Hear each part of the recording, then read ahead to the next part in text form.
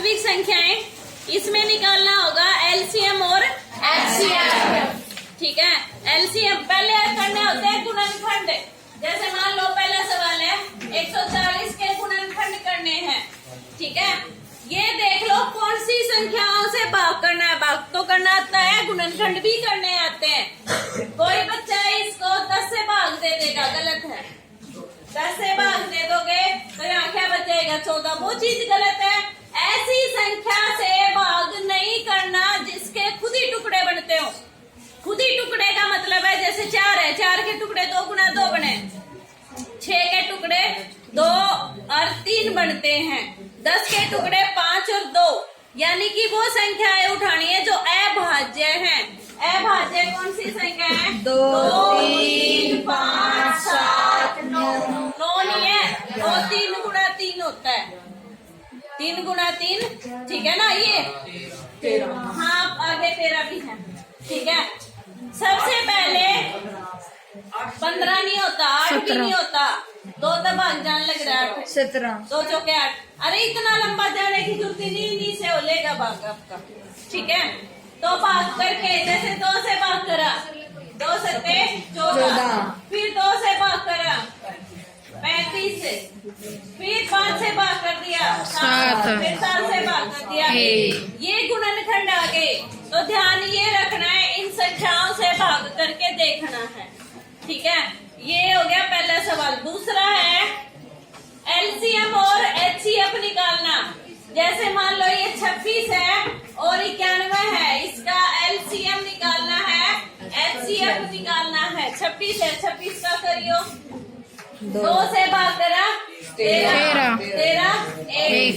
अब इसको करा 13 से भाग जा रहा है, 13 सत्ते 91, 7 से भी भाग जा रहा है, 7 से भाग दोगे तो 13 आएगा, 13 से भाग दोगे तो 1। ठीक है ना, यहाँ 13 से करते 13 सत्ते 91, यहाँ 7 आता। तो इस बात की टेंशन ना लिया करो। अगर एक बच्चा गुणनखंड बनाते हुए पहले 5 से भाग दे रहा है या फिर तुम 2 से भाग दे रहे हो, गुणनखंड बिल्कुल बराबर आते हैं। ठीक है ना, गुणनखंड चाहे 5 से करके फिर निकाल लेते, चाहे पहले 2 से करके निकाल लेते, गुणनखंड हमेशा बराबर आते हैं। अगर तुम्हारे गुणनखंड किसी दूसरे बच्चे से नहीं मिल रहे तो कहीं ना कहीं मिस्टेक है, या तो उसकी मिस्टेक है या तुम्हारी मिस्टेक है। गुणनखंड हमेशा बराबर आते हैं। अब इसका देखो, 26 के टुकड़े लिख लो, 2 गुना 13, 91 के टुकड़े लिख लो, 7 गुना 13।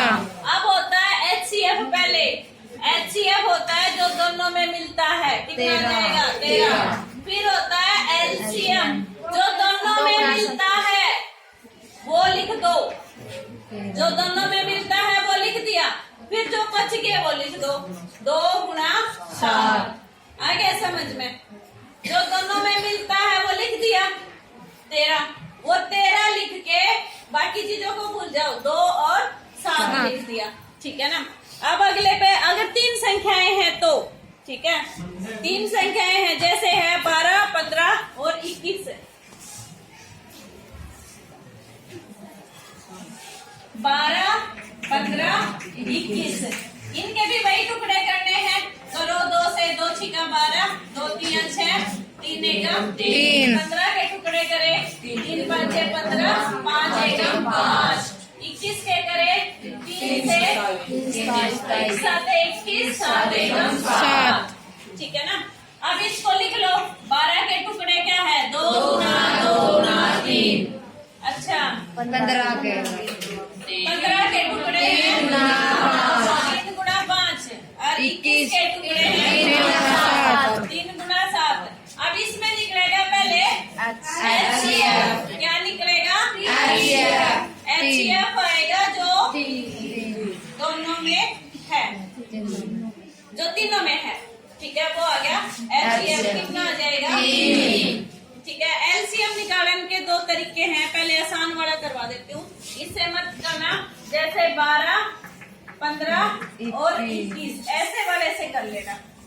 ठीक है, किससे भाग हो रहा है ये?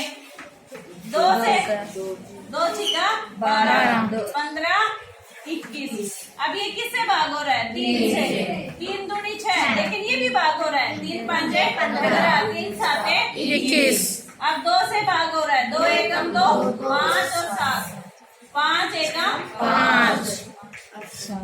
7 एकम 7। ये तुम्हें आता है इसलिए मैंने ये बताया। जब 2 बड़ा हो तो सीधा ही तरीका हो गया कि जो दोनों में है वो लिख दो और बच के वो लिख दो, वो तो हो गया एलसीएम। एचसीएफ होता है जो दोनों में है वो एचसीएफ हो गया, यहाँ जो तीनों में होगा वो एचसीएफ। एलसीएम का ये तरीका बता दिया, ठीक है। फिर उसके बाद है शांत और अशांत। ऐसे मिलेगा जैसे आपको ये लिख रखा है,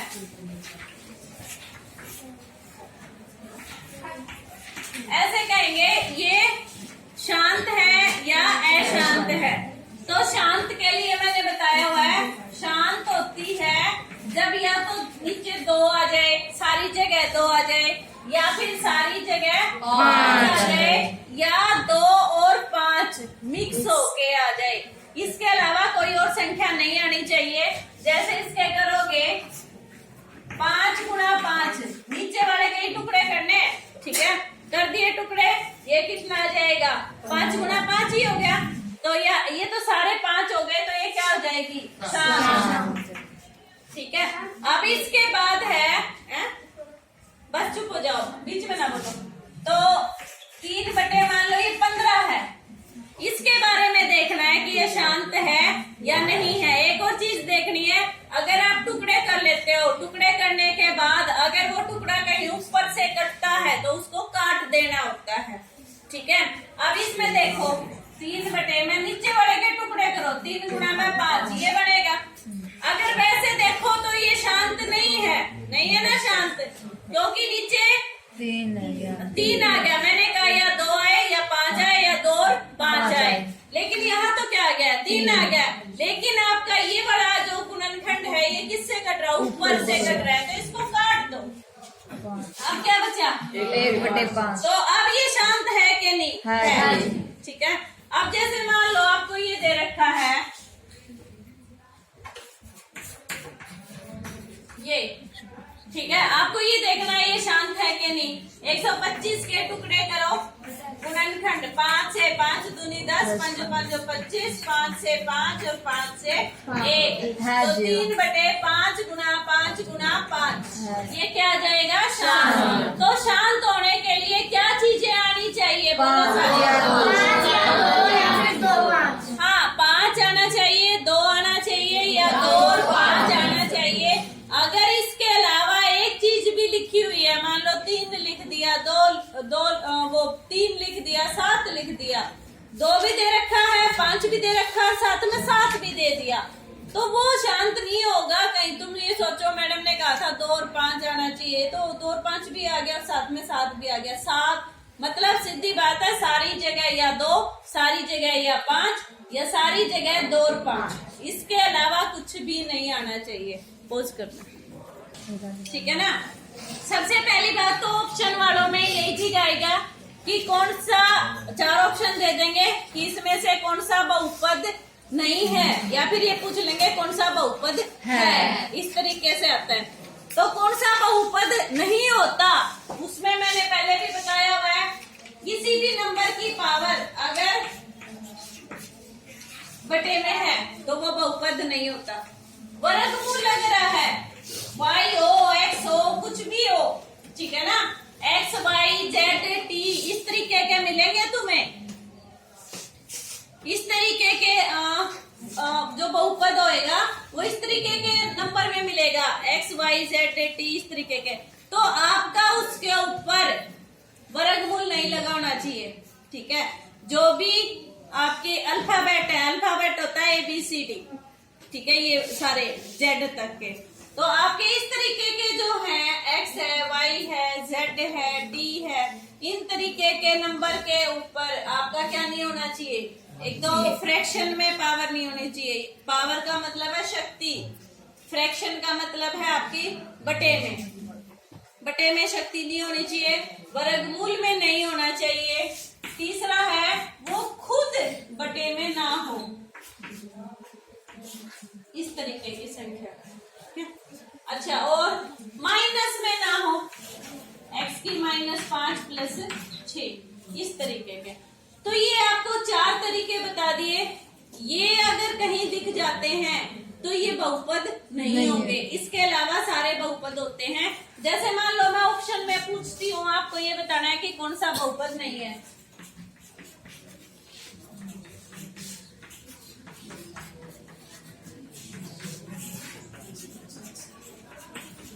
कौन सा बहुपद? तीसरा। क्यों तीसरा है? दूसरा भी नहीं है बहुपद और तीसरा भी नहीं है। कौन सा है बहुपद? सिर्फ पहला। आ गया ये समझ में?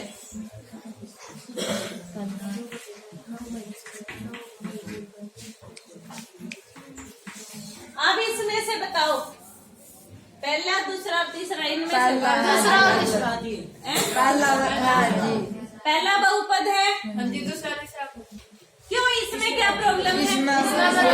हाँ, मैंने जानबूझ के दिया है ये चीज। वर्गमूल है, लेकिन वर्गमूल कहाँ है? आपकी काउंटिंग नंबर के ऊपर है, यानी कि ऐसे नंबर के ऊपर है जो काउंटिंग में आते हैं, गिनती वाले नंबर। समझ गए? नेचुरल नंबर, प्राकृत संख्या। मैंने कहा था ABCD, इन चीजों को देखना है आपको।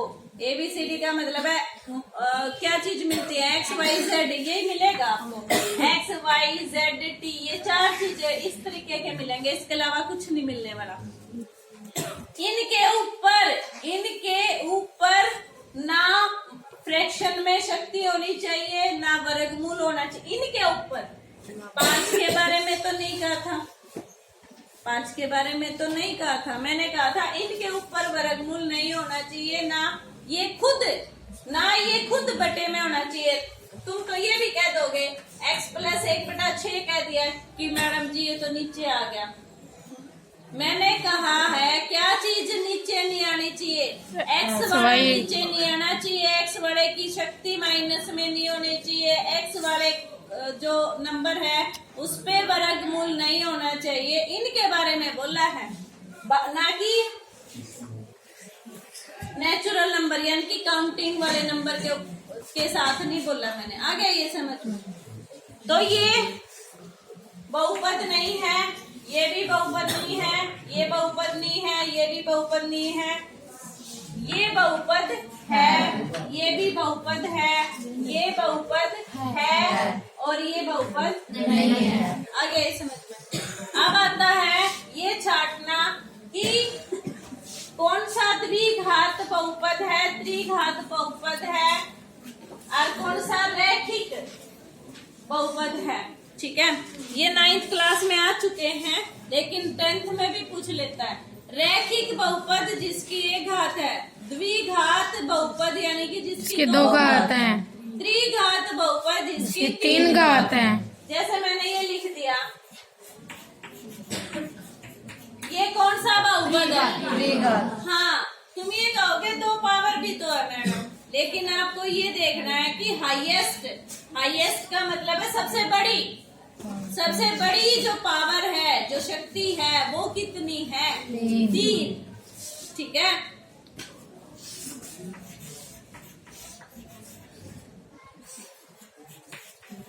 ये कौन सा है? द्विघात। हाँ, द्विघात। ठीक है, ये कितना है? रैखिक। ठीक है, सबसे बड़ी जो पावर है, शक्ति है, वो 3 है त्रिघात, 2 है द्विघात, 1 है रैखिक। ठीक है, ये हो गया दूसरी टाइप। तीसरी है शून्यकों का योग निकालना और गुणनफल निकालना। बहुत आसान है, जरूर आता है। आप पहले इसको ऐसे लिखोगे, ax² bx + c। इसके साथ कंपेयर करोगे, इसके साथ देखोगे। अब a क्या है यहाँ पे बताना? x नहीं होता, जो x की शक्ति 2 के साथ हो, यानी x² के साथ हो। क्या है x² के साथ? a क्या है? 1। b क्या है? 2। -2, निशान साथ में उठेंगे। c क्या है? -8। किस को ये बात समझ आ गई? शून्यकों का योग का फॉर्मूला होता है -b/a। माइनस बी बाय ए। अब इसमें माइनस बी क्या है? -2। ये खुद भी माइनस में है। एक माइनस बार एक बी, देखो बी खुद भी माइनस में है तो 2 माइनस होगी। और ए क्या है? एक। तो माइनस माइनस प्लस हो गया तो उत्तर आ गया 2/a। गुणनफल होता है सी बटा ए। सी क्या है इसमें? -8। हाँ, -8 बटे में 1 तो उत्तर आ गया -8। किस किस को ये बात समझ आ गई? तो आपको निकालना है शून्यकों का योग। सारे बोलो, शून्यकों का योग। क्या फॉर्मूला है? बी बटे ए। अच्छा, गुणनफल का क्या फॉर्मूला? सी बटे ए। ठीक है, द्विघात बहुपद बनाना है आपको। आपको ये दोनों चीजें दे रखी हैं, शून्यकों का योग व गुणनफल। क्रमशः एक और चीज देखनी है तुमने। क्रमशः का मतलब है जो पहले वाला है वो पहली चीज है, दूसरे वाला है दूसरी चीज है। योग पहले लिखा हुआ है तो योग कितना है? 0। गुणनफल वर्ग 5। अब द्विघात समीकरण बनाने का फॉर्मूला होता है x² प्लस एक्स योग गुणा x प्लस में गुणा। क्योंकि गुणा को तो लास्ट में ही रखते हो। x² प्लस योग x प्लस गुणा। क्योंकि योग कहाँ ढूंढते हो? यहाँ ढूंढते हो, बी पे ढूंढते हो ना। और गुणा किस पे ढूंढते हो? सी पे। इसलिए तो x² प्लस योग कितना है? 0 गुणा x वर्ग 5। ऑप्शन में ये भी मिल सकता है या फिर आपको ऑप्शन में मिल सकता है 0 की x से गुणा करी 0 प्लस वर्गमूल 5। उत्तर आ गया x² प्लस वर्गमूल 5। आगे ये समझ में। अगर आपको कुछ और दे रखा हो, यहाँ पे दे दिया -1/2 और 4, ठीक है, तो वही चीज शून्यकों का योगफल व गुणनफल क्रमशः। योग कितना है? -1/2। गुणनफल कितना है? 4। यही लिखना है। योग की जगह पे क्या लिख दो? गुणनफल की जगह पे 4। ठीक है ना? इतना ही लिख के छोड़ देना, वो ऑप्शन में अपने आप मिल जाएगा आपको। पोस्ट x² योग से पहले क्या लगाना है? माइनस। और गुणा से पहले क्या लगाना है? प्लस। ये चीज ध्यान रख लेना क्योंकि ये किस में आएगा? माइनस में। तो x² माइनस माइनस किस में हो जाएगा? प्लस। 1/2 x plus 4। ये ठीक है, मैंने प्लस का निशान लगा दिया था, लेकिन ये किसका निशान आएगा? माइनस का। ठीक है, पोस्ट करते हो। किरण में ऑप्शन वाले जो क्वेश्चंस आते हैं उसमें आता है आपको ऐसे 2 समीकरण मिलेंगे। यहाँ देखो 3x प्लस 4y बराबर है 6 है, 2x प्लस 5y बराबर है 7 है। मान लो ये समीकरण है। आपको यहाँ पे दे देंगे 4 ऑप्शन की रेखाएं प्रतिच्छेद करती हैं, रेखाएं समानांतर हैं या फिर रेखाएं समपाती हैं। ठीक है, ये मैं पहले भी बता चुकी हैं। A1/A2 बराबर नहीं है B1/B2। क्या करती है? प्रतिच्छेद करती हैं। कितने हल होते हैं? एक। जितनी बार टच करेगी उतने हल होते हैं। ठीक है, अगर A1/A2 बराबर है C1/C2। तो क्या करती है रेखाएं? संपाती। संपाती का मतलब है एक लाइन के ऊपर से ही दूसरी लाइन जाएगी। तो कितने हल होंगे? हल का मतलब है कितनी बार टच करेगी। अब तीसरा है A1/A2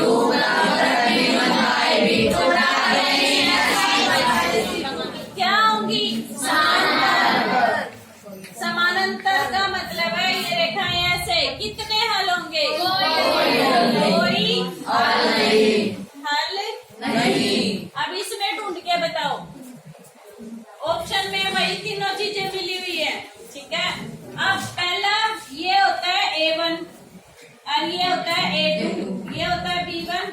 C2 C1 C2 ठीक है। तो A1 बाय A2 निकाला, A1 बाय A2 का मतलब है 3/2 ठीक है। B1 बाय B2 निकाला 4/5 हाँ 4/5। अगर ये दोनों ही शुरू में बराबर ना आए, बराबर नहीं है, 3/2 4/5 बराबर नहीं है, तो तीसरा निकालने की जरूरत नहीं होती, यही आ जाता है। क्या कर रही है रेखा? तो लिखोगे A1 बाय A2 बराबर नहीं है B1 बाय B2 ऑप्शन में से कौन सा चूज कर लोगे? प्रतिच्छेद ठीक है। अब दूसरा मैंने लिख दिया